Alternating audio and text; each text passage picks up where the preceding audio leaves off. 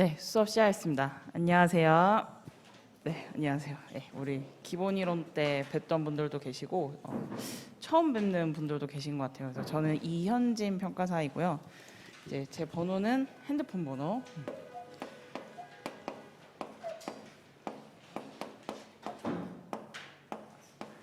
요 번호입니다. 그래서 이제 공부 질문 같은 경우에는 저희 강의 계획서 보시면은 제 네이버 카페도 있고요. 학원 카페도 있습니다. 그래서 편한 대로 일단 질문 올려주시면 되고 개인적으로는 제 네이버 카페에 제 개인 카페에 좀 올려주신 걸 더 선호하긴 합니다. 어쨌든 요 카페를 공부 질문을 좀 활용해 주시면 돼요.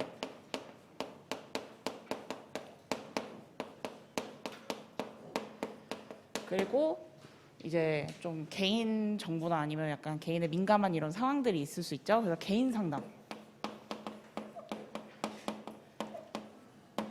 그다음은 제가 전화도 하고 있고요. 그다음에 문자도 받긴 받는데 문자보다는 전 카톡을 더 선호하긴 해요. 그래서 카톡이나 문자, 전화,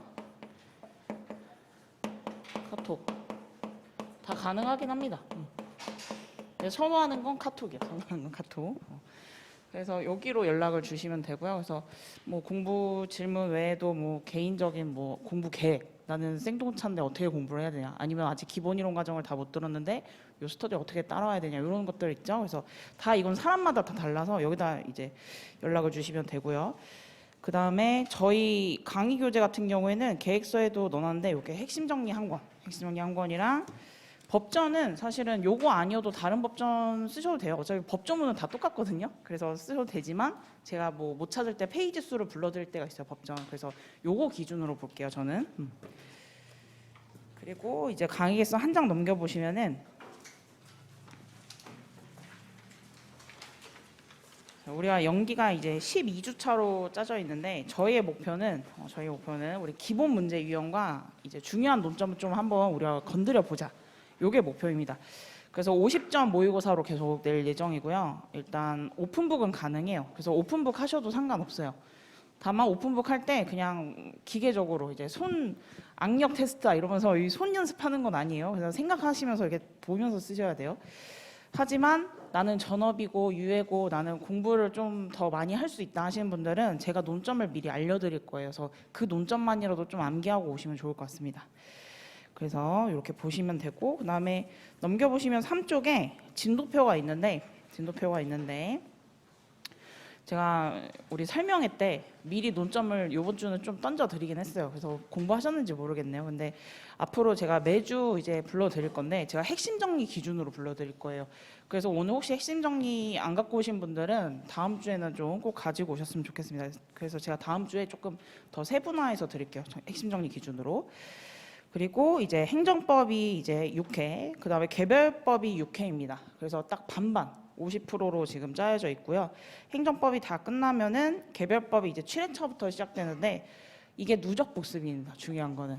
그러니까 개별법 들어갈 때 이미 우리가 배운 행정법이 또 나올 수도 있어요. 그래서 안 까먹는 게 더 중요하거든요. 물론 외우는 것도 이제 중요하긴 하지만 우리가 중요하게 A급, 특 A급, 별 3개 논점 이런 것들을 안 까먹는 거 중요하다. 그래서 계속 누적적으로 복습하시면서 따라오시면 좋을 것 같습니다. 강의 객서는 넣어주시면 되고, 제 이제 자료의 특징은 스터디나 단과의 이제 문제풀이 특징은요, 문제 분석 자료가 있고요. 그다음에 예시 답안이 우리 실제 답안지 형식으로 되어 있죠. 그래서 16페이지를 기준해서 드려요. 근데 우리가 50점이기 때문에 7페이지에서 9페이지 왔다 갔다 할 것 같습니다. 그래서 100점 나중에 이제 1기 끝나고 막 2기, 3기, 4기는 완전 실전 모의고사거든요. 그때는 정말 딱 16쪽 맞춰서 드리고 있어요. 그리고 가끔 제가 이렇게 보충 자료를 드릴 때가 있어요. 그래서 문제 분석 외에도 필요한 내용이 있거나 아니면 보충 자료에 판례 자료 이렇게 들어갈 때도 있습니다. 그래서 이렇게 보충 자료가 나가는 주도 있다.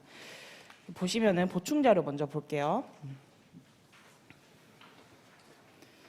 일단 연기는 답안지를 처음 써본다는 걸 전제합니다. 그래서 답안지가 오늘 처음 만났다 하시는 분들 기준했을 때 딱 답안 표지 앞에 보면은 답안지 작성 시 유의사항 이렇게 있죠. 근데 요거를 안 읽는 분들도 계시더라고요. 보면은 다 채점 사항 보시면은 검은색 필기구만. 그래서 연기 첫 주나 둘째 주까지 연필로 써서 제출하신 분도 가끔 있고 파란 펜 파란 펜으로 쓰신 분도 있고, 그리고 검정색 쓰다가 떨어진 거야. 연기 스터디라는 걸 처음 와보셔가지고 펜을 딱 한 개만 가지고 오신 거지. 근데 펜을 딱 한 개 가져오니까 실무 이론하고 벗기니까 떨어졌어, 펜스키. 그래서 파란색으로 쓰시고 막 이런 분들이 계시는데, 어쨌든 펜을 넉넉하게 갖고 다니시면 좋고요. 자, 그리고 이제 두 번째 같은 경우 보면은, 자, 특정임을 암시하거나 답안지 전체를 채점하지 않으며 0점 처리합니다, 이렇게 되어 있죠. 이건 실전 시험에서 좀 중요한 거죠. 사실은 우리 지금 스터디 모의고사 같은 경우에는 뭐 이름을 표기해도 되고, 그 다음에 여기 뭐 스터디 번호를 표기해도 그죠? 번호를 표기하셔야죠. 근데 실제 시험장 가시면은 가끔 이런 분들이 계셨어요. 볼펜이 나오는지 안 나오는지 확인하려고 우리 답안지 보시면 초안지라고 있거든요. 거기는 아무거나 다 쓰셔도 되는데 자기 이름은 쓰시면 안 돼요. 그래서 가끔 시험장 가셔서 긴장 푼다고 이제 딱 시험 시작 전에 내 이름 잘 써지나 이렇게 자기 이름 쓰고 나왔다가 빵점. 그래서 어이없죠. 가끔 근데 그런 분이 계십니다. 자, 그 다음에 뭐 계산 문제는 사실 법규에서는 안 나와요. 그래서 3번은 패스고, 자, 4번 같은 경우에 이제 사람이 이제 쓰다 보니까 실수가 있을 수 있죠. 그래서 두 줄을 그으시면 되는데, 과거에는 수정 테이프를 사용 금지를 했었어요. 근데 지금은 좀 바뀌었죠. 그래서 수정 테이프 사용이 가능하긴 한데, 또 답안지를 보면은 막 수정 테이프가 덕지덕지 붙어 있는 답안지들이 있어요, 가끔. 그러면은 만약 자기가 채점자라고 생각을 해보세요. 그 기분이 좀 좋을까요, 나쁠까요? 좋진 않고 조금 얘 뭐 자신 없나? 약간 이런 느낌이 들어요. 이 주관적인 겁니다, 사실은. 그래서 수정 테이프 쓰실 거면은 정말 조금만 막 덕지덕지 붙일 거에는 그냥 X를 치시면 돼요. 덕지덕지 붙이면. 자, 그 다음에 일반 상을 보시면은 2번 보시면은 이미 이론이나 실무 선생님 말해주실 수 있는데, 끝. 그래서 문일 쓰시고 끝. 그 다음에 맨 마지막에는 이하 여백 이렇게 쓰십니다. 우리가 시험이 50점이긴 하지만 50점 끝났을 때도 이하 여백 써주세요. 연습을 하셔야 돼요. 미니 모의고사긴 하지만 이하 여백 같이 쓰시면 좋을 것 같고, 그 다음에 50점이라서 2권 쓰신 분이 아마 없겠지만 나중에 우리 100점으로 연습할 때는 2권 쓴다 하면은 계속 쓰시고 이제 2권 받아서 쓰시면 됩니다. 자, 그 다음에 우리 보상법규 답안 작성의 순서와 정리야. 이 부분이 있어요. 순서. 자, 우리 스터디에서도 시험 시간에 딱 받는 게 아니라 한 5분 전에 주시죠. 저희 조교님들이. 그러면 문제집 배부했을 때 정말 멍 때리시면 안 되고, 뭘 하셔야 되냐면 이 파본 시간에 파본을 검사하는 게 아니라 대략적인 문제 논점, 배점을 파악해야 돼요. 그래서 우리가 50점이어서 크게 뭐 많이 볼 건 없지만 딱 봤을 때 문제 1번부터 4번까지 어떤 논점이 나왔나 이렇게 크게 보시고, 그다음에 문제 끝 물음을 보세요. 끝 물음을 보시면서 여기서 중요하게 뭘 물어봤는지 대논점을 좀 파악을 하신 다음에요. 배점도 보셔야 돼요. 배점도. 물론 이제 우리가 40, 30, 20, 10 이렇게 나오기도 하지만 가끔 뭐 15 이럴 때도 있어요. 15. 뭐 문제 3번에 15점 이렇게 나오는 해도 있었어요. 그래서 이런 게 있기 때문에 배점이 몇 점인지 또 확인하시고요. 그 다음에 문제의 순서는 관계없이 자신 있는 순서부터 시작하시면 돼요. 무조건 문일부터 푸실 필요가 없습니다. 그래서 자신 있는 문제부터 푸시고요.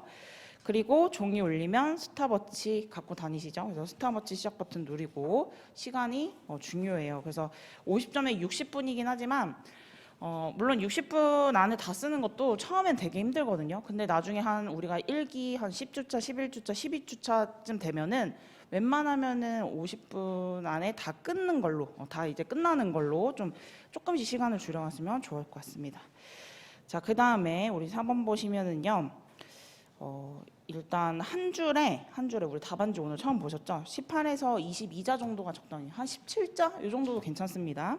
그래서 요거는 사람마다 좀 다르긴 한데 저는 한 18자 요 정도, 18에서 20자가 딱 적당히 보여요. 그래서 글씨가 너무 작거나 글씨가 너무 커도 안 좋습니다. 그래서 우리가 10점을 한쪽 하고 반 페이지 이렇게 좀 받으면 아마 좀 뭐 한 16쪽 쓰시는데 문제는 없을 겁니다. 그다음 넘겨보시면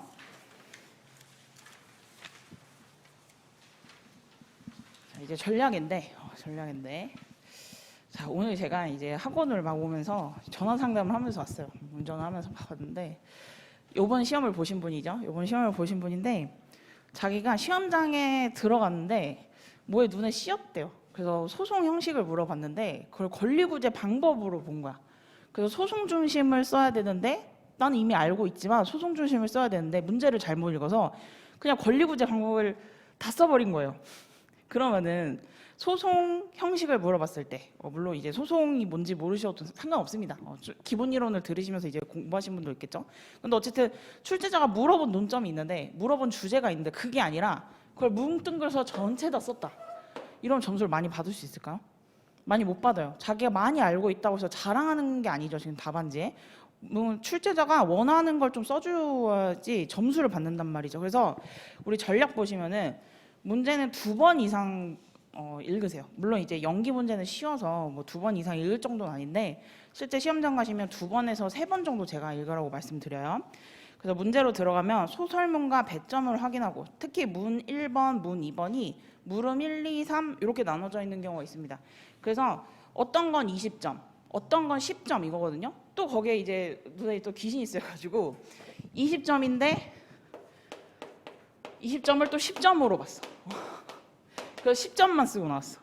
이거 우리 법규에서는 양도 중요하거든요. 양치기도 중요합니다. 근데 20점 쓰라고 했는데 물론 내가 20점 자기가 다 쓸 수 있어. 그런 실력을 갖췄지만 시험장에서 10점 쓰고 나오면은 10점 안에서밖에 배점은 점수를 못 받습니다. 그러니까 이런 배점도 꼼꼼하게 확인하셔야 돼요. 자, 그 다음에 다시 처음부터 읽으면서 당사자. 그래서 사람은 주체는 복잡한 사실관계인 경우에 동그라미. 그 다음에 날짜는 세모. 그 다음에 중요한 행정작용은 네모. 오징어 게임 같은데 약간. 그래서 동그라미, 세모, 네모 이런 식으로 좀 표기하셔서 복잡한 사실관계에서는 약간 주체 써드릴게요. 주체, 날짜, 그 다음에 행정작용 이런 건 표기하시면서 문제 분석을 하시면 좋습니다.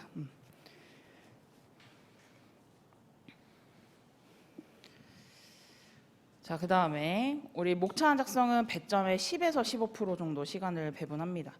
그러니까 오늘 문제 1번 같은 경우에 30점이었잖아요. 그럼 30점이니까 목차 작성은 한 10%에서 15%니까 3분에서 한 4분 정도 이렇게 잡으시면 됩니다. 근데 처음엔 이게 많이 어려울 거예요. 그러니까 처음 공부하신 분들은 한 20% 정도 잡으셔도 돼요. 그러니까 30점 문제다. 한 그럼 5분 정도는 목차 잡는 데 시간을 쓰셔도 돼요. 목차는 어디다 잡느냐? 초안지에 잡으신 분 있었나요 오늘? 없었죠. 초안지에 잡으셔도 상관은 없거든요.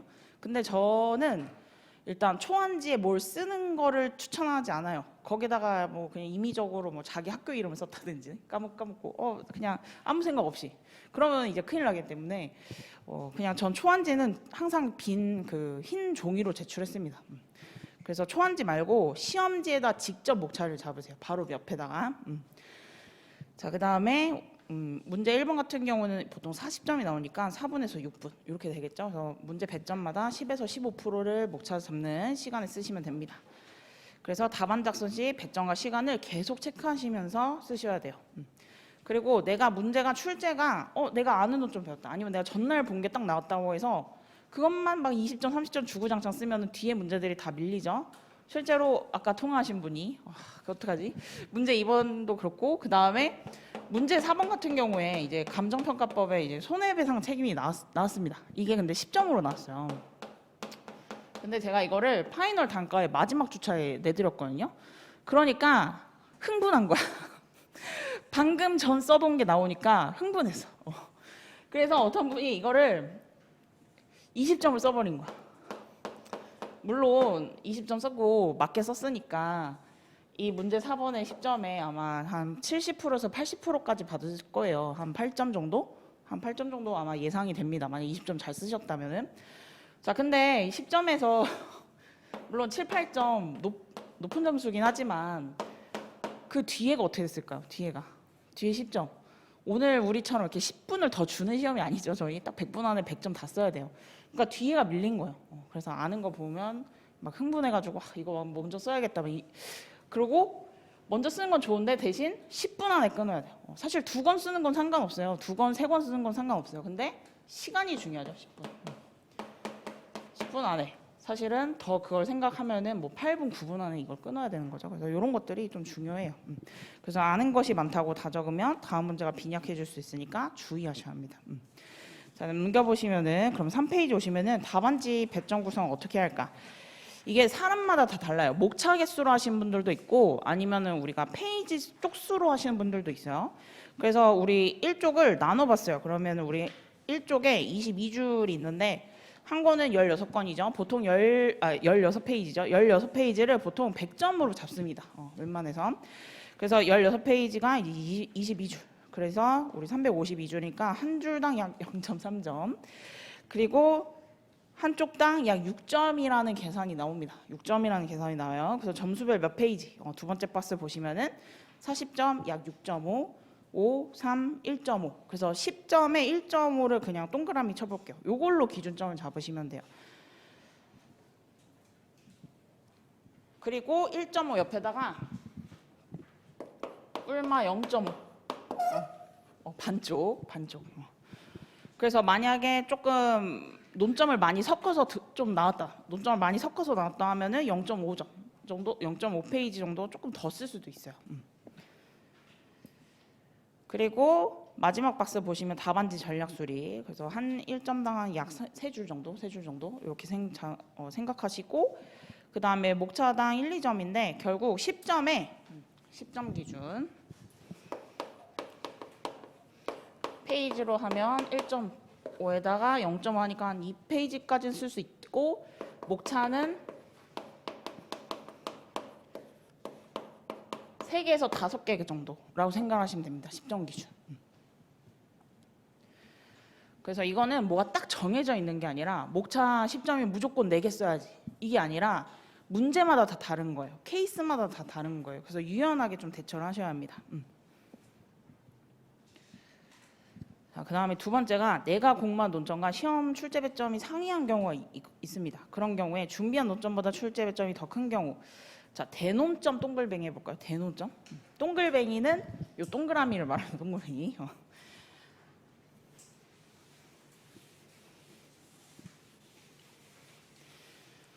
자, 우리가 행정법부터 개별법까지 다 기본 이론 종강했잖아요.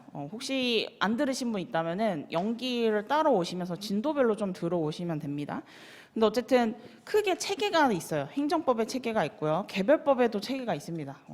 그래서 그 큰 주제를 말하면 돼요. 그래서 대논점 같은 경우에 사실은 요 핵심 정리에 각 논점 1번, 논점 2번 이렇게 되어 있는 부분 있죠. 그거라고 생각할 수도 있고요. 아니면은 어떤 행정법의 틀이라고도 생각할 수 있습니다. 자, 예를 들면은 올해 기출 문제 혹시 안 보신 분들도 있겠지만 그래도 만약 봤다고 생각을 하면은 우리 도시정비법이 나왔죠. 도시정비법 아마 많이 어려웠을 거예요. 많이 어려웠을 것 같은데 근데 그 문제 1번에 물음 1번이 특히 많이 어려웠을 텐데 그 사실관계 정황을 보면은 관리처분 계획 인가 이후의 단계를 묻고 있습니다. 그래서 관리처분 계획 우리 기본 이론 같이 들으신 분들 긴가민가 하실 텐데 조사관 기억나세요? 조사관? 도시정비법에 조합 설립인가, 사업시행 계획인가, 관리처분 계획인가 이게 큰 틀이란 말이죠. 그래서 관리처분 계획인가 이유를 묻고 있습니다. 근데 물음이를 내가 시험장 들어갔을 때 논점을 못 찾겠어. 물론 제가 이제 파이널 단과에서도 또 마지막 시간에 자료로 드리긴 했었거든요. 근데 어쨌든 시험장 들어갔는데 내가 몰랐어. 그러면은 정직하게 10점을 그냥 비우고 와야 할까요? 물론 초시생분들은 그러셔도 돼요. 초시생분들은 내가 아직 공부 양이 적으니까 어쩔 수 없이 내가 아는 논점만 쓰고 나오셔도 되는데 내년이 목표라면 어떻게 해요? 만들어서라도 쓰셔야 합니다. 만들어서라도 쓰셔야 돼요.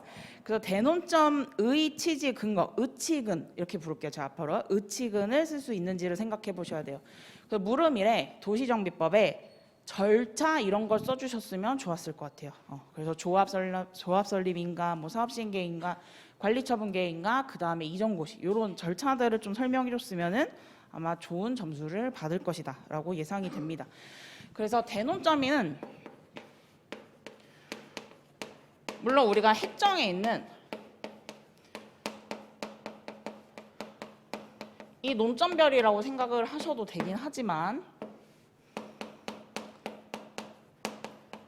큰 체계에 있어서 절차나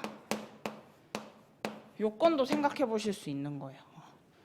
그래서 도시정비법 하면은 도시정비법의 어떤 절차를 먼저 적어주고 그 다음 본문으로 들어간든지 또는 우리 이주 대책 기억나시나요? 손실보상 강론에서, 손실보상 총론에서 이주 대책에서 사실 제일 중요한 건 수분양권이었어요. 수분양권의 발생 시기. 근데 수분양권의 발생 시기에 대해서 막 30점을 물었어요. 20점을 물어봤어요. 근데 자기는 10점밖에 못 써요. 자기는 10점밖에 못 써요. 그러면은 또 정직하게 10점만 쓰고 할까요? 아니죠, 아니죠. 아니니까 이렇게 물어봤겠죠. 이주 대책 안에 우리가 여러 가지 논점이 있지만 만약 수 분양권만 물어봤다. 요거는 소논점이 되는 거겠죠?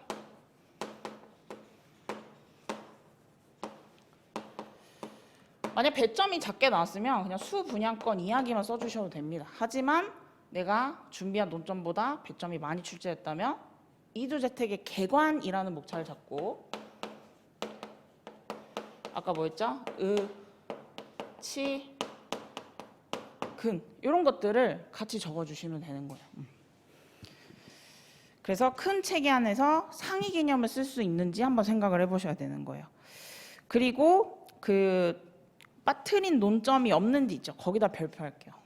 사실은 논점을 많이 출제한 건 상관없는데 자기가 논점을 빠트린 거면 정말 큰일 날 겁니다. 정말 큰일 난 거예요. 그래서 물론 요거는 우리가 이제 대비를 하는 방법에서는 이렇게 쓸 수 있지만 다시 한번 생각해 봐야 돼요. 내가 배점이 비는 게 무슨 논점을 빠뜨려서 못 쓰는 건지 이걸 한번 생각을 해보셔야 되고요. 그 다음에 판례 동글뱅이 할게요. 판례를 더 풍부하게 쓸 수 있는지. 지금 단계에서는 판례는 학판검 있죠. 문학판검. 거기에 있는 판례만 암기하셔도 돼요. 그런데 제가 이제 3기, 4기 가면은 판례를 드립니다. 판례를 드리는데 자료만 보시는 분들은 뭐야 이거 판례가 왜 이렇게 많아 전문 자체야 막 이러는데 제가 강의 시간에 다 발라드려요. 그러니까 그 부분을 정리를 하셔야 되거든요. 그래서 지금은 판례를 더 풍부하게 쓸 생각은 안 하셔도 되고 나중에 빠르면 2기 늦어도 3기, 4기 때 내가 관련 유사 판례를 정리한다 이렇게 생각하시면 됩니다. 자, 그 다음에 검토 사안의 경우 사례 해결에 배점을 더 투자할 수 있는지를 생각해 보셔야 돼요. 기본 논점 문학 판검을 다 썼는데도 내가 더 채울 수 없다 하시면은 마지막 남은 건 사안 해결이요. 사례 해결이요. 그래서 사안 해결, 사례 해결을 우리 문제에서 준 사실관계 있죠. 거기에 있는 사실관계를 녹여서 더 쓴다든가 아니면은 판례 입장대로 포섭을 해보고 다른 학설로 검토를 한번 더 내려본다든지 이렇게 결론을 2개 다 이렇게 보여주는 열린형 답안지를 쓴다든지 이런 여러 가지 방법들이 있습니다. 그래서 이런 것들은 제가 스터디하면서 계속 하나씩 다시 적용하는 연습을 할 거예요. 자, 그 다음에 두 번째는 준비한 논점보다 출제 배점이 작은 경우. 내가 20점을 외웠어. 근데 10점 출제했어. 옛날에 과거에도 하자승계는 전통적으로 우리 수험생들이 20점으로 생각을 하고 연습을 많이 했는데 10점으로 출제된 적 있죠. 그래서 손해배상 책임도 보통 20점으로 많이 준비를 했었어요. 감정평가법에 손해배상이요.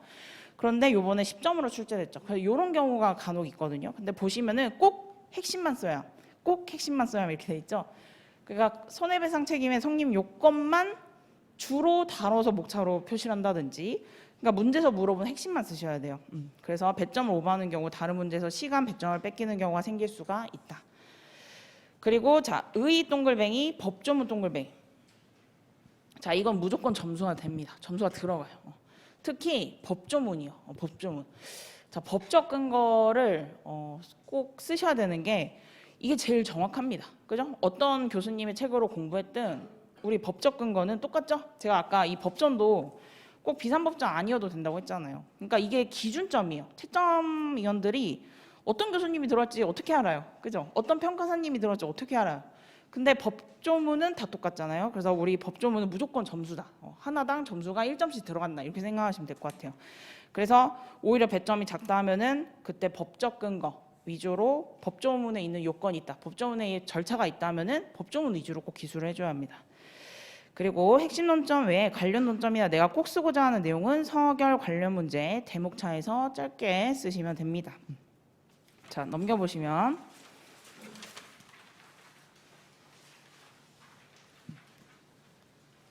아까 좀 연계가 되는데 자, 시험 출제 문제 논점을 정확하게 못 잡은 경우 오픈북 하시면서 자, 오픈북 제가 해도 된다 이렇게 말씀드리는데 어떤 분은 논점을 잘 맞춰서 잘 썼어요. 그럼 된 거예요. 근데 어떤 분은 완전 생뚱맞은 걸 쓰는 경우도 있거든요. 오픈북 하는 의미가 없어집니다. 그죠? 그러니까 이런 걸 좀 조심하셔야 되고 그 다음에 만약에 대논점은 잡았으나 세부 논점을 모르는 경우가 있을 수도 있죠. 그럴 때는 대논점의 괴관이란 목차 쓰셔도 돼요.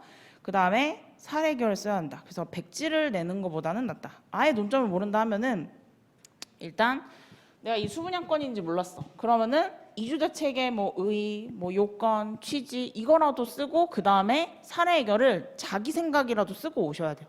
자기 생각으로 쓰셔야 돼요. 그리고 이제 예를 들면 이제 모르는 판례가 나오는 경우가 있어요. 간혹 가다가 진짜 아무도 모르는 판례를 내버리는 경우도 있고 어쩔 때는 너무하다 싶을 정도로 고등법원 판결을 내는 경우도 있습니다. 저희 시험이 조금 치사하죠. 그래서 이런 경우에 정상적으로 공부했다면 대부분 수험생이 모를 확률이 높아요. 그래서 만약에 진짜 완전 생뚱맞고 내가 그동안 뭐 엄청 열심히 공부를 했는데 몰랐다 하면은 판례의 사실관계나 결론을 모르더라도 내가 아는 지식으로 해결하는 게 좋다. 내가 아는 지식이 뭐냐? 의, 그 다음에 법적 근거, 그 다음에 우리 핵심 정리에 있는 기본 이론들입니다. 기본 이론들. 자, 그 다음에 세부 논점 작성 여부에 대해서 이제 고민이 되는 경우에 논점을 너무 많이 잡혔어. 논점이 한 우리 핵심 정리인 게 한 3개 정도 잡혔어. 그래서 이 3개를 어떻게 다 써주지? 이렇게 해서 풀로 다 3개를 다 쓰면 또 뭐예요? 뒤에 있는 문제들이 밀리죠? 그러니까 그럴 때는 한 줄 처리 동글뱅이 약간 한 줄 처리. 한 줄 처리라고 이제 제가 이제 이렇게 부를 건데 목차 하나만 잡고 그 목차에 한 줄로 이어서 쓰는 걸 말해요. 그래서 답안지 보시면은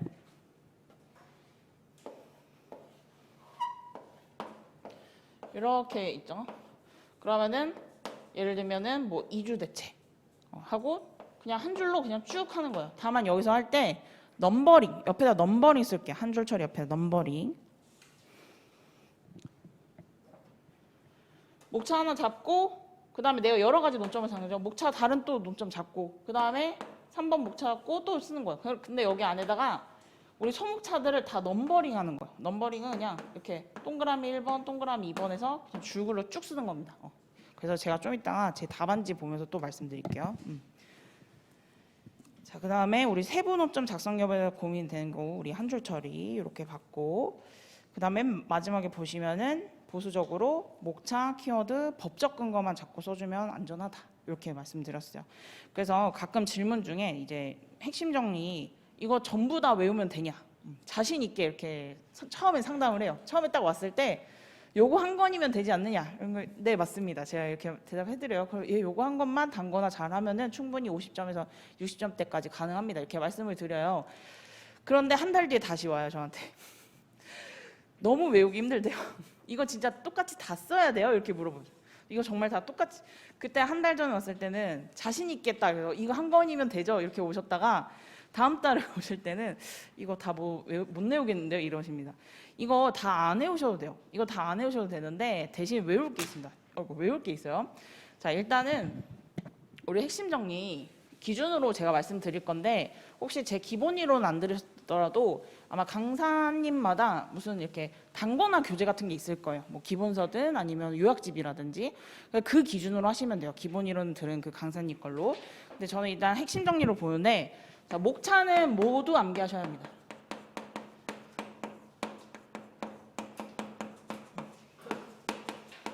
우리 핵심 정리를 이제 제가 핵정이라고 부른다. 핵정 활용법이에요. 핵정 활용법. 목차는 모두 암기하셔야 돼요. 그래서 안에 있는 그 굵은 글씨로 들어간 로마자, 그다음에 숫자, 그다음에 소목차까지 다 외우셔야 합니다. 요거를 활용을 해서 나중에 사례를 푸는 거예요. 자, 그다음에 의의는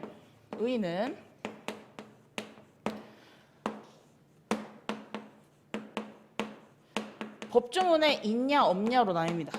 자, 법조문에 보통 의의는 몇 조에 있죠? 정의 이렇게 돼 있죠. 정의 2조에 있죠. 보통 다 2조에 있어요. 2조. 자, 법조문에 있는 의의는 사실은 토시도 안 틀리고 똑같이 외워라. 제가 이렇게 강의를 몇 년 동안 했습니다. 근데 토시도 안 틀리고 똑같이 쓰는 사람이 정말 10%밖에 안 되더라고요. 그래서 최대한 이거 가로죠. 정확하게. 웬만하면 완전 똑같이 쓰는 게 좋습니다. 이거 법전에 있기 때문에요. 아까도 말씀드렸듯이. 그래서 우리 법전에 의의가 있다, 정의가 있다. 그럼 무조건 똑같이 외우셔야 돼요. 자, 그다음에 법조문에 없어요. 그냥 핵정에만 있어요. 근거가 없고 핵정의만 있어요. 그러면 이거는 제가 뭐 핵심 정리를 지어서 혼자서 쓴 게 아니라 출제위원 풀에 있는 교수님들 책으로 쓴 겁니다. 그렇기 때문에 이거는 똑같이는 안 쓰셔도 되는데 최대한 유사하게 의미는 맞게 쓰셔야 돼요. 의미는 맞게 쓰셔야 돼요.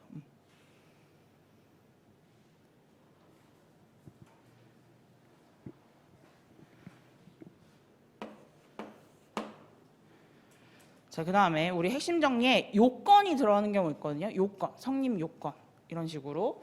이 요건은 제가 기본 이론 저랑 같이 하신 분들은 제가 두음을 좀 따드렸어요. 이 두음을 제가 그냥 심심해서 따는 게 아니라 하나도 빠뜨리지 말라고 따드리는 거예요. 그래서 뭐 기억나는 두음 같은 거 있으신가요? 공직지 고의타손인 아세요 혹시? 어쨌든 자 이런 것들이 있습니다. 근데 어쨌든 제가 하나하나 또 이제 스터디 진행하면서 말씀드릴게요. 근데 어쨌든 이런 두음들은 하나도 빠짐없이 암기하되 요건의 핵심 그 키워드는 하나도 빠짐없이 암기하되 그 안에 내용은요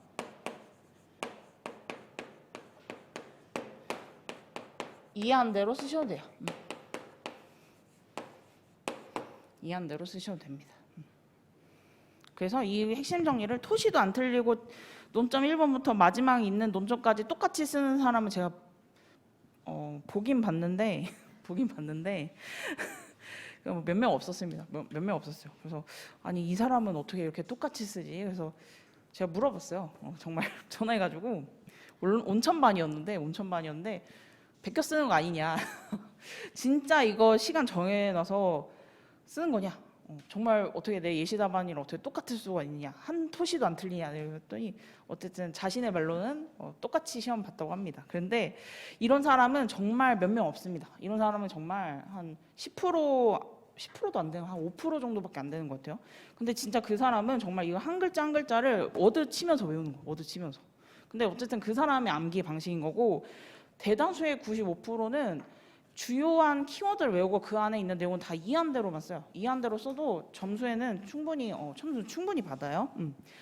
그래서 일단 요건은 그렇고요. 그 다음에 학설 같은 경우에 우리가 학판검 이렇게 들어간 경우 있죠. 자, 학설은 이름을 외우셔야 돼요. 근데 뭐 긍정설, 부정설, 절충설, 그죠? 이거는 벌써 다 외웠죠 지금 들으시고 이거는 틀릴 일이 없는데 이제 학설 이름에 특히 오늘 부강 같은 경우에 좀 특이한 학설들이 있죠. 그런 건 좀 이름을 외워주셔야 되고요. 그 다음에 그러면 학설의 논거는 다 써야 돼요. 기본서 보니까 한 3개, 5개 있던데요. 안 쓰셔도 돼요. 학설은 마음에 드는 거 학설 안에서 마음에 드는 논거 1개. 그래서 긍정설 입장 쓰시고 논거 1개, 부정설 논거 1개, 절충설 논거 1개 이렇게 들어가는 거죠. 그러면 판례는요? 판례도 사실은 정확하게 외우면 좋긴 하지만 또 이거 정확하게 외운 사람이 많이 없거든요. 판례는 긍정설을 취하는지 부정설을 취하는지 그 입장은 정확하게 암기하셔야죠. 그죠? 입장은 암기를 하셔야 돼요. 입장. 긍정인지 아니 부정설인지 그리고 갑자기 입장이 불분명한 그런 판례의 태도도 있거든요. 그럼 그것도 외워야 돼요. 판례 태도가 불분명하다. 명시하게 제시하지 않았다. 이것도 암기를 하고 계셔야 돼요. 다만 판례에 논거나 또는 중요한 사건은요. 사건명을 같이 병기하는 경우가 있어요. 특히 무슨 꺽쇠하고 무슨 사건에서는 핵심 정리 이렇게 들어간 게 있거든요. 요거는 암기하시는 게 점수의 좀 득점에 유리합니다. 그래서 이렇게 좀 보시면 될 것 같아요. 그래서 일단 핵심 정리는 처음부터 끝까지 다 외울 수 없다. 일반적으로는. 그래서 이렇게 주요한 내용 위주로 좀 암기를 하시면서 따라오시면 좋을 것 같아요. 그래서 우리가 아까 보충 자료 보시면은 우리 이제 4번에 뭐 기타 유의사항 이런 거 보시면은 답안지에 법적 근거를 써야 되는데 제가 계속 법적 근거만 지금 5번 말하고 있죠. 써야 되는데 모르는 경우가 있을 수 있어요. 그러면 사실은 토지보상법 제 몇 조, 제 몇 항, 뭐 몇 호가 있으면 몇 호 이렇게 들어간 게 제일 좋거든요. 근데 까먹었으면은 항 까먹었으면 그냥 제 몇 조만 적으시면 돼요. 19조, 19조 1항, 2항에서 2항 까먹었다 하면 그냥 19조 이렇게 쓰시면 되고 19조라는 19 숫자를 까먹었다. 갑자기 생각이 안 난다. 긴가민가 난다. 18인지 19인지. 그러면은 그냥 토지보상법은 근거가 있다. 토지보상법에 근거가 있다. 이렇게 가시는 거예요. 자, 토지보상법인지 부공법인지 감정평가법인지 까먹었다. 이럴 리는 거의 없는데 그래도 현행법상 법적 근거가 있다. 이렇게라도 쓰셔야 돼요. 그래서 요거는 사실은 이제 마지막 현행법상 근거가 있다 이렇게 답안지에 들어오는 거는 사실은 완전 공부를 많이 못하신 분들이 그렇게 쓰는 거고요. 연기 때는 그럴 수 있지만 1기, 2기 때는 점차적으로 위로 올라가야 돼요. 몇 조, 몇 항 이렇게. 그리고 우리 토지보상법, 그다음에 부동산공시법, 감정평가법. 자, 지금 말한 게 제가 풀네임이 아니에요. 약칭이긴 한데 이게 법제처 약칭이에요. 그래서 이렇게 적으셔도 되고요. 아니다, 나는 부공법, 감평법, 뭐 토보법 이렇게 쓰고 싶다 하시면 풀네임 적고 이하 토보법 이렇게 쓰셔야 돼요. 그래서 법제처 약칭은 그냥 쭉 쓰시면 되는데 내가 다른 언어로 쓰고 싶다 하면은 풀네임 적고 이하 땡땡법 이렇게 쓰셔야 합니다. 자, 그리고 답안지는 연습장이 아니에요. 그래서 연기 때 이제 초반에 가끔 서브를 그냥 진짜 그대로 베끼시는 분도 있더라고요. 그래서 뭐 긍정설 땡땡, 그냥 긍정설도 긍 이렇게 쓰시는 분 있어. 부정설 땡땡 키워드. 물론 이거는 제가 보면 다 알아보긴 하는데 저도 점수는 안 줍니다. 잘. 자, 우리는 사실은 출제원이 이런 말을 했죠. 저희의 시험은 하나의 석사 논문과 같다. 박사 논문이 아니라 석사 논문이에요. 석사 논문. 그래서 보시면은 뭐뭐다로 끝나야 돼요. 뭐뭐다. 실무는 이해해요. 실무는 평가서를 작성하는 거기 때문에 혹시 실제 평가서 보신 분들 있나요? 평가서, 감정평가서. 감정평가서는 이제 법인마다 양식이 좀 다른데 어떤 법인은 그냥 뭐뭐임, 뭐뭐함 이렇게 끝내는 법인들도 있어요. 그렇기 때문에 평가서는 뭐뭐임, 뭐뭐함 이렇게 쓰셔도 되는데 사실 이론 법규는 뭐뭐다. 그다음에 뭐 자신만의 기호나 이런 거 쓰는 거는 허용되지 않습니다. 자, 그다음에 넘겨보시면은 자, 이제 우리 5페이지부터 보상법규 문제 유형이 있는데요. 이제 앞으로 우리가 계속 이런 걸 적용을 해볼 거라서 오늘 이걸 모르겠다 해도 상관은 없습니다. 그럼 보시면은 자, 이제 1유형이 있는데요. 1유형. 자, 1유형 보시면 소송 요건을 물어보는 문제가 있습니다. 소송 요건을 물어보는 문제의 형식은 보통 이렇게 나와요. 소적법성은 소송 요건을 적법한가, 취소 소송을 제기할 수 있는가. 그래서 소적법성 여기다 형광펜. 그 다음에 소송 요건은 적법한가, 적법한가의 형광펜. 그 다음에 취소 소송을 제기할 수 있는가, 제기할 수 있는가의 형광펜. 요 세 가지 문장을 암기하셔야 합니다. 그래서 문제 끝물을 보고 소적법성은 소송 요건은 적법한가, 취소 소송을 제기할 수 있는가 이렇게 나오면은 머릿속에서 뭐가 생각나야 되죠? 머릿속에서 대원 피소기가 딱 생각나야 돼요. 대원 피소기 중에 하나를 물어보려고 이런 물음을 던지는 겁니다. 자, 그러면은 우리 예시를 보시면은 자, 두 번째 문장을 보시면은 관할 법원에 취소송을 제기했다. 이 소송은 적법한가? 밑줄을 제가 이미 쳤어요. 그럼 이 소송, 취소송이겠죠? 취소소송은 적법한가? 그러면 대원 피소기를 하나하나 한번 생각을 해보셔야 돼요. 사실관계는 일부러 안 넣었어요. 그래서 어떻게 됐죠? 예시 목차가?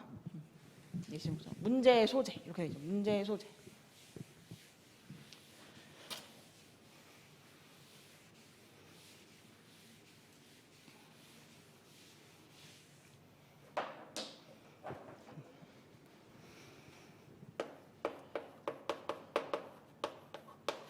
그래서 1유형은 소송 요건을 물어보는 문제인데 결국 대상 적격. 저랑 혹시 제 기본 강의 안 들으신 분 있기 때문에 한번 말씀드려요.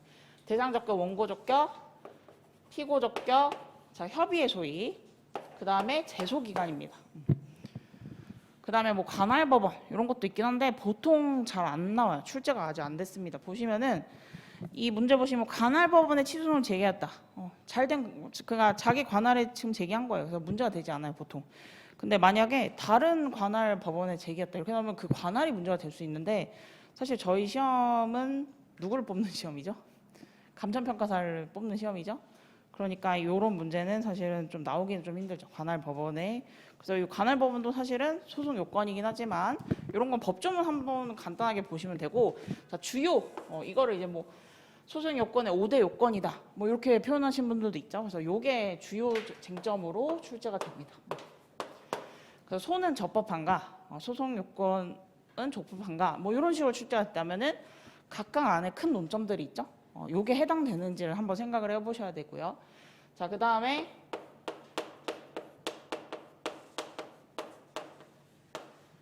자, 문제의 소재. 이렇게 목차를 빼신 분들도 있고, 이게 이론에선 서론이라고 생각하시면 돼요. 이론에선 서론 또는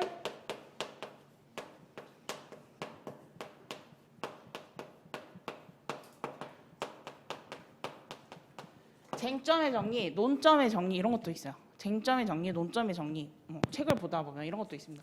상관없어요. 쟁점의 정리, 논점의 정리, 문제 소재 다 상관없습니다. 그래서 편한 걸로 쓰시면 되는데, 다만 문제 소재로 제가 쓰는 거는 이제 교수님 사례집에 문제 소재라고 썼기 때문에 저 요거를 좀 많이 따라가고 있어요. 그리고 문제에 있는 물어보는 논점이 들어가고요. 즉 대논점, 소논점 이런 것들이 여기에 들어가 있죠. 그래서 뭐 로마자 2, 로마자 3 이렇게 들어가 있죠. 그리고 마지막은 항상 자, 이론에서도 결론 쓰시죠? 결론 쓰시죠? 우리 케이스 문제에서는 법규에서 사례 해결이라고 합니다.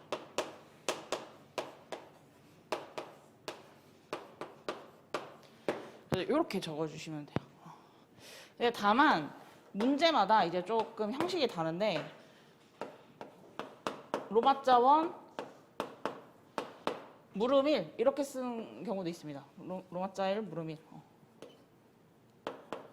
안 나오네. 자, 물음 1 이렇게 쓰고, 그 다음에 물음 2 자, 이렇게 쓰는 경우가 있는데, 요거는 각 논점마다 물어보는 경우에 이렇게 쓰면 좋아요. 그래서 요거는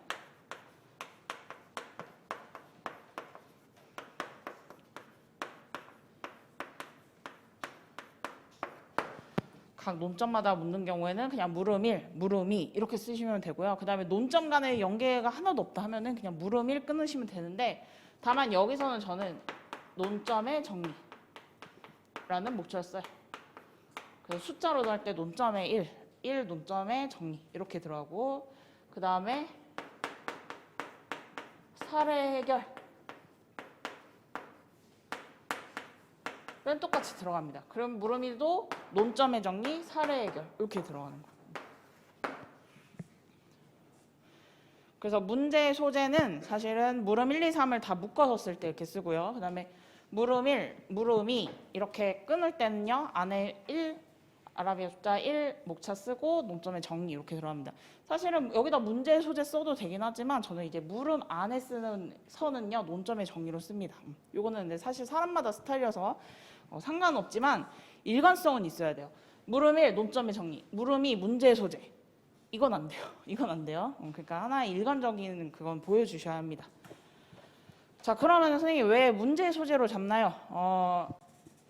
이거는 사람 스타일이긴 한데 저 같은 경우에는 자, 물음 1 해서 물음 3이 연계선상에 있다. 아니면은 유사한 논점이다. 또는 같은 체계 안에 있다. 그러면은 그냥 문제 소재로 잡아버려요. 왜 문제 소재를 잡아버리냐면은 이 문제 소재 안에 물음 1, 물음 2, 물음 3에서 각각 묻는 거를 퍼뜨려 주거든요. 써주거든요. 물음 1, 2, 3 이야기를.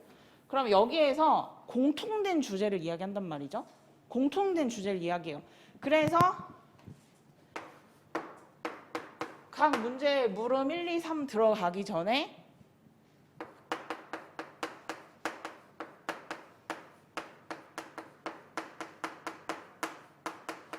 관련 행정작용의 법적 성질이나 또는 뭐 관련 개념의 개관이라든지 또는 상위 개념이라든지 아까 말씀드린 거 있죠. 개념이라든지 뭐 절차라든지 이런 것들을 먼저 써주고 내려가는 경우가 있습니다. 그럴 때 문제 소재 사례 해결 이렇게 좀 활용하시는 게 더 좋아요. 그래서 이렇게 보시면 되고, 자 그러면 인류형은 대원 피속이구나. 그래서 우리가 한 5주 차쯤에 소송 요건 위주로 한번 또 다뤄볼 거예요. 자 그다음에 이유형 보시면은 소송 요건과 위법성을 함께 묻는 문제가 있습니다. 보시면 이유형 보시면 끝에 자 인용 가능성 형광펜, 인용 판결이 가능한가, 인용 판결 형광펜, 승소 형광펜. 자 승소의 반대말 뭐죠? 패소, 패소 그죠? 자 그러면 이건 뭘 물어보냐면은 그 행정작용이 위법하냐 적법하냐를 물어보는데 인용 가능성, 인용 판결이 가능한가, 승소할 수 있는가. 그럼 위법성만 물어본 게 아니라 위법성까지 본안 심사까지 가려면 그 전에 뭐가 통과해야 돼요? 그죠? 소송 요건이 통과되죠? 그래서 소송 요건이랑 위법성을 함께 목차로 잡아줘야 합니다. 그래서 우리 그 예시 문제 보시면은 끝에 보시면은 맨 마지막 줄 볼게요. 5페이지에 2월의 영업정지 처분은 과중하여 취소해야 한다고 주장하고 있다. 넘겨보시면은 6페이지 첫 번째 줄 갑이 제기한 취소 소송에 자 밑줄 쳐볼게요. 인용 가능성을 논하라. 인용 가능성을 논하라. 양가로 1 이렇게 돼 있죠. 사실 이게 물음 1입니다. 물음 1. 그러면 소송 요건 충족 여부 또는 취소 소송의 적법 여부 이렇게 써주시고 그 안에서 문제가 된 소송 요건을 찾아주고 그 다음에 두 번째 목차 보시면 이 취소 소송의 인용 가능성 이렇게 돼 있죠.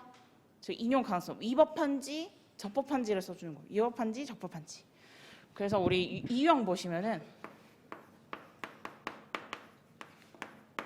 자 이유형의 일반적인 목차는 자 문제의 소재로 가볼게요. 문제의 소재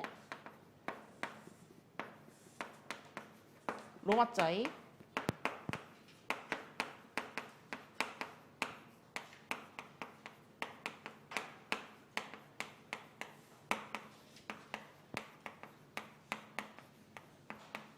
관련 행정작용의 법성 헌재 같은 개념이 있다면 그 다음에 로마자 3 뭐가 들어갈까요? 이유형의 일반적인 목차는 전형적인 목차는 자 소송 요건 충족 여부 이렇게 잡으셔도 되고요. 또는 소적법성 이렇게 잡으셔도 상관없습니다. 그래서 소송의 적법 여부 이것도 다 똑같아요. 그럼 또 여기 안에 뭐가 되어 있죠? 인류형에 있던 내용들 대원 피소기 중에 문제가 되는 것들을 또 하나하나 쟁점을 다뤄볼 수 있어요. 하나하나. 그럼 여기서 끝나나? 그게 아니죠. 인용 가능하려면 뭐까지 알려줘야 돼요? 위법한지 적법한지.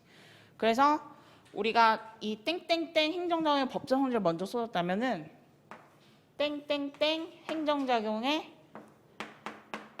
위법성 또는 적법성, 적법 여부 이렇게 잡으셔도 되고요. 본안 판단 가능성, 본안 심사 가능 여부 이렇게 잡으셔도 상관은 없습니다.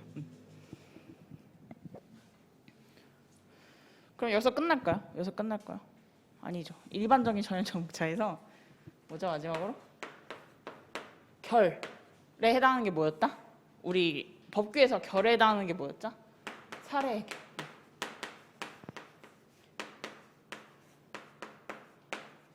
이렇게 적어주셔야죠. 이렇게 적어주셔야 합니다.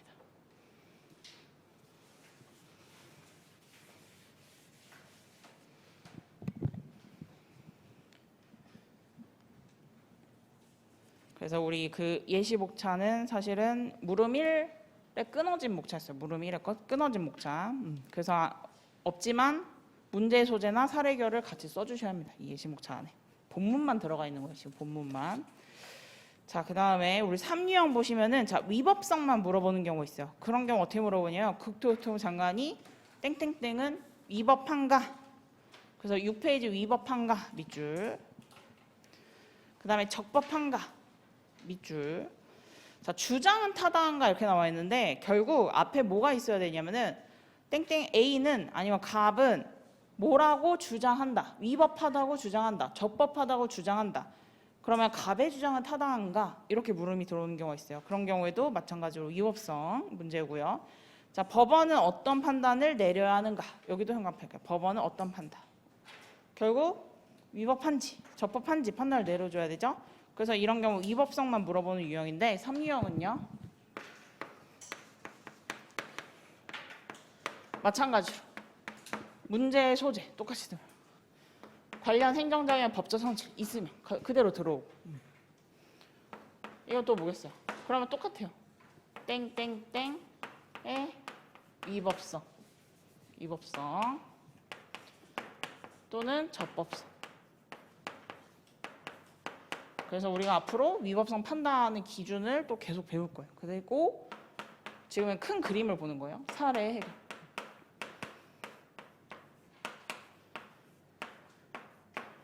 이렇게 적어주시면 됩니다. 이건 똑같아요. 그래서 우리 예시 문제 보시면은 6페이지 한 밑에서 세 줄.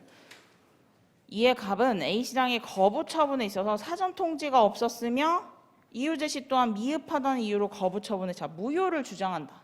여기다 밑줄게요. 무효를 주장한다. 이러한 갑의 밑줄게요. 주장의 타당 여부를 검토하시오. 주장은 타당한가 이렇게 물어봤죠? 그럼 이 문제는 뭘 물어보는 거죠?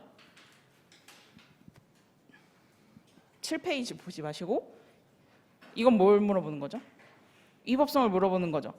자, 근데 보시면은 거부 처분 우리가 정말 많이 배웠어요. 거부 처분에는 논점이 되게 많아요. 뭐 거부 처분의 뭐 처분성도 있고요. 뭐 거부 처분 집행 정지가 가능한지 뭐 엄청 논점이 많은데 자, 내가 거부 처분을 많이 공부했어. 그래서 거부 처분의 처분성 이런 논점을 잡으면 점수가 들어갈까요, 여기에? 물론 조금 뭐 펜값이 있어요, 저희 시험에는. 그래서 뭐 0.5점, 1점 그냥 펜값 점수는 들어갈 수 있겠죠. 하지만 여기서 물어본 그 30점에 있는 배점에서 50%, 60%는 받을 수가 없습니다. 거부 처분을 적으면. 거부 처분이 되기 위한 요건 아니면 거부 처분의 처분성. 이건 뭐죠? 어떤 걸 물어보는 거죠, 그거는? 소송 요건을 물어보는 거죠. 즉 대상 적격을 묻는 거죠. 근데 여기서는 대상 적격을 적으면 점수를 줄 수 있다, 없다?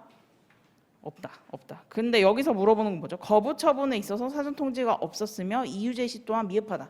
자, 이거 무슨 하자죠? 절차의 하자죠. 결국 절차의 하자로 위법성을 검토하는 문제인 거예요. 그래서 보시면은 결국 여기 위법성에 자, 우리가 행정 작용에 우리 적법 요건 이런 거 많이 배웠는데 준의 절용이 있었습니다. 기억나세요? 준의 절용. 그래서 주체, 내용상 요건, 절차상 하자, 형식적 요건 있습니다. 그래서 그 땡땡땡 위법성을 물어보는 경우에 요 안에서 일반적으로 찾으시면 돼요. 일반적으로. 근데 여기선 뭐였다? 이 케이스에서는 절차의 하자였어요. 그래서 절차의 하자 뭐가 있었죠? 행정절차법에 사청위가 있었죠. 본의하게 의견 청취 중에 청문이 이번에 나와버렸습니다. 하여튼 이 사청위는 참 중요해요. 언제든지 나올 수 있는 논점이었어요. 그래서 이런 청문 같은 경우에는 그냥 기본 중요한 논점에서 제가 연기일기 때 좀 많이 내드렸거든요. 그러니까 지난번 스터디에서. 근데 연기일기 때 논점이 나와버린 거예요. 그래서 사실은 모든 강사들이 연기부터 시작하죠. 연기부터 사기까지 있다고 하면은 이 판을 짜요. 연기부터 사기를 그림을 그려놓는단 말이죠. 그래서 이게 강사들의 시험범위인 거예요. 강사들의 시험범위. 그래서 연기부터 사기까지 논점을 퍼뜨려요. 근데 3기, 4기에서 출제가 많이 되는 회기가 있고 아예 기본으로 들어와서 연기부터 2기에 출제가 많이 되는 경우가 있거든요. 여기는 기본 논점이랑 핵심 논점들 이런 것들이 많이 들어가고 3기, 4기는 약간 트렌드한 논점이 들어가는 거예요. 지금 이 졸리고 배고픈 시간이긴 하지만 눈을 감으시면서 들으시면 돼요. 눈을 감으시면서. 어쨌든 그래서 연기 2기 같은 경우에 기본 논점이에요. 근데 요번에 요렇게 해놨죠. 이거 일부러 그런 거. 제가 봤는데 이거 샘플 강의니까 동영상 강의 들어가죠. 어쨌든 기본도 충실해야 돼요. 기본도. 그래서 지금 하는 이 연기 1기가 굉장히 중요한 시기일 수도 있습니다. 그래서 어쨌든 요 청문이 한번 출제가 됐고요. 이 사청위는 돌아가면서 나오니까 항상 기억하고 계셔야 돼요. 결국 그래서 이 사청위 논점 그리고 내용상 실체상 하자가 없으면은 우리 절차자만으로도 위법성을 끌어올 수 있는지. 절차자 독자적의 위법성이 있습니다. 근데 보통 이런 사청이 같은 절차의 하자는 우리 판례가 뭘로 보고 있죠? 위법성의 정도를? 혹시 아시는 분 있나요? 이거 좀 어려울 수 있어요. 보통 취소로 보고 있어요. 근데 이 사람이 지금 뭐라고 주장하고 있죠? 무효라고 주장하고 있죠. 무효라고 주장하고 있습니다. 이 사람이. 그래서 위법한지 적법한지만 따져주는 게 아니라 뭐 뒀으면 좋냐면은 자, 여기 추가 목차가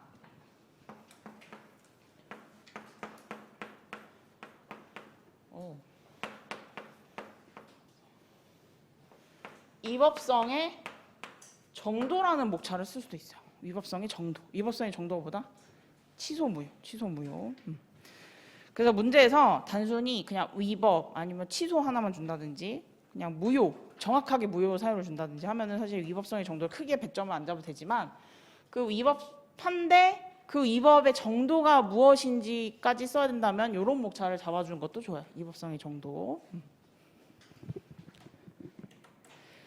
그래서 7페이지 오시면은 문제 소재 사안 해결, 사례 해결 같습니다. 이렇게 들어갔고 보시면은 로마자 2에 주택건설 사업계획 승인의 법적 성질, 관련 행정작용의 법적 성질을 써줬고 그 다음에 문제에서 물어본 사전 통지하자, 이유 제시하자 썼고 그 다음에 절독이 들어갔고요.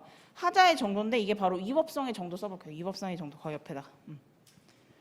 그래서 무효인지 취소인지 요것도 같이 적어주세요. 자, 판례는 무효, 취소, 구별 기준의 통설이 뭐죠? 통설과 판례는? 그죠, 중대 명백설이죠. 그래서 배점을 많이 투자할 수 없으면 그냥 통설과 판례 기준이 중대 명백설에 따라 뭐라고 보인다 이렇게 쓰시면 되는 거예요. 지금은 큰 그림이기 때문에 제가 간략하게 말씀드리는데 나중에 이제 이런 거 세부 하나하나 다 연습할 거예요. 자, 그 다음에 이제 사유형을 보시면은 사유형 보시면은 권리구제 수단을 물어보는 유형이 있습니다. 자. 모모의 권리구제 수단은 모모의 권리구제 방법을 설명하시오. 모모의 소송 형식은 이런 식으로 출제가 돼요.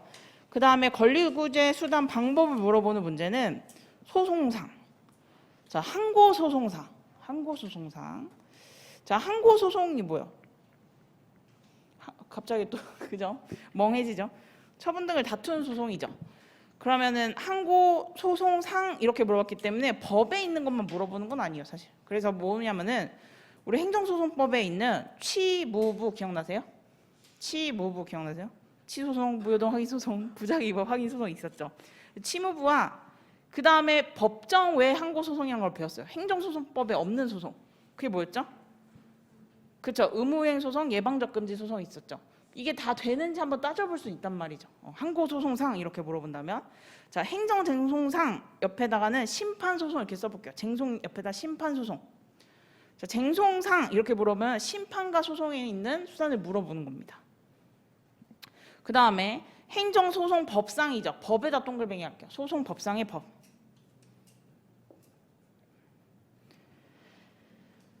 그러면 행정소송법에 항고소송은 뭐가 있어요? 취무부. 그 다음에 만약 법률관계를 다투는 소송이었다. 문제에서 물어보는 경우에 그럼 행정소송법에 또 누가 있죠? 당사소송도 있죠? 이렇게 쓸 수 있습니다. 민중소송, 기관소송 우리 시험에 나오기가 어렵습니다. 그죠? 자, 그 다음에 우리 행정심판법상에 뭐가 있죠? 취무의가 있죠? 그죠? 취무의. 의무이행 심판이 있습니다. 여기에는. 자, 그 다음에 토지보상법상 불복수단, 구제수단은 뭐가 있었죠? 그렇죠. 83조 이의신청, 85조 행정소송인데, 그죠? 가사를 한번 들려드리나? 자시면 안 돼요. 어쨌든 85조 1항에 우리 항고소송과 85조 2항에 보증소가 있죠. 그러니까 토지보상법상에 있는 소송 수단이나 아니면은 그냥 일반적인 행정소송법상에 있는 수단을 물어보는지 이런 것도 구별도 중요하고요.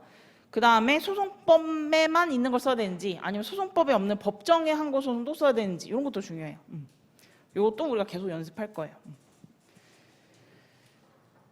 그래서 우리 7페이지에 있는 우리 입법고시 문제에서 좀 어려워요. 그래서 제가 예시로 들고 온 문제들이 완전 많이 어려운 문제다 이렇게 생각하시면 돼요. 보시면 맨 마지막 쪽 보시면 행정법상 어떠한 권리구제 수단을 강구할 수 있는가 이렇게 들어왔죠. 권리구제 수단, 권리구제 방법 이렇게 물어보면은 다 포괄적으로 물어본 거예요. 행정구제 수단에 있는 총 3개를 물어본 거예요. 그래서 7페이지 하단에 행정개입 청구권 성립 여부, 요거는 신경 쓰지 마시고 넘겨보시면 행정법상으로 들어왔기 때문에 심판법, 소송법을 나눴고요. 자, 국가배상 청구 소송이 옆에다 세모 이렇게 해봐요. 세모. 자, 국가배상 청구권의 성질 생각나세요? 성질. 무슨 대립이 있었죠? 공권설, 사건설이 있었죠. 판례 입장은 뭐였죠? 사건설. 자, 근데 만약에 행정법상 권리구제 수단 이렇게 만약에 이 국가배상 청구 소송이라는 목차를 쓰고 싶다고 하면은 청구권의 성질을 쓰고 학판검 쓰고 검토에 뭐라고 써야 할까요? 내가 행정법상에 있는 구제 수단에 이걸 넣고 싶어. 하나 껴놓고 싶어. 목차를 한 줄 처리 이렇게 하고 싶어. 그러면 뭘 써야 돼요? 그죠? 공권. 옆에다 공권 이렇게 써볼게요. 공권. 공권으로 검토 이렇게 써볼게요. 공권으로 검토. 그리고 가정적 포섭 이렇게 적어볼게요. 가정적 포섭을 하셔야 합니다. 그러니까 수단을 여러 가지 보여주는 거예요. 여러 가지. 자, 그다음에 5유형 보시면은 이제 기타 논점 제시가 있어요. 이거는 그냥 보여주는 거예요. 논점을 그냥 알려주고 있어요. 과징금, 벌금, 과태료의 법상 성질을 비교하여 설명하시오. 자, 비교에다 동글뱅이 할게요. 비교. 자, 비교는 보통 공통점, 차이점이라는 목차로 빼시면 됩니다. 공통점, 차이점. 그래서 과징금, 벌금, 과태료의 공통점이 뭔지, 그다음에 차이점이 뭔지, 공통점, 차이점. 자, 그다음에 이제 특수유형이 있는데 5유형 말고 이제 특수유형은 뭐냐면은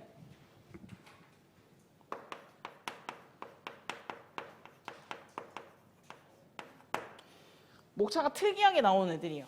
그래서 이거는 암기를 해줘야지 우리가 사례를 풀 수밖에 없는 그런 문제라고 생각을 하시면 됩니다. 그럼 특수유형은 오늘 우리가 이제 한 10분 쉬었다가 부관할 거거든요. 부관. 그 다음에 행정계획. 행정계획도 일반적인 행정작용의 논리로 이제 위법성을 검토하거나 이러지 않아요. 특수한 논리가 있습니다. 그래서 행정계획 이런 게 있고요. 그 다음에 선결문제. 선결문제도 정해진 유형이 있어요. 이런 3가지가 이제 특수유형, 특수 논점이고요. 그 다음에 우리 행정행위와 관련해서 행정행위예요. 하자, 승계. 그 다음에 하자, 치유도 얘네들의 특수한 목차가 있습니다. 목차가 있어요. 잠깨라고 목차가 있어요. 그래서 이런 것들은 어쩔 수 없이 이 단문을 따로 암기를 해주셔서 그 문제에 적용을 하셔야 합니다. 이런 것들이 있습니다. 그래서 앞으로 우리가 이제 12주차 동안 이런 걸 하나하나 다 다뤄볼 거예요. 하나하나. 그래서 우리가 10분 쉬었다가 이제 오늘 문제 보겠습니다.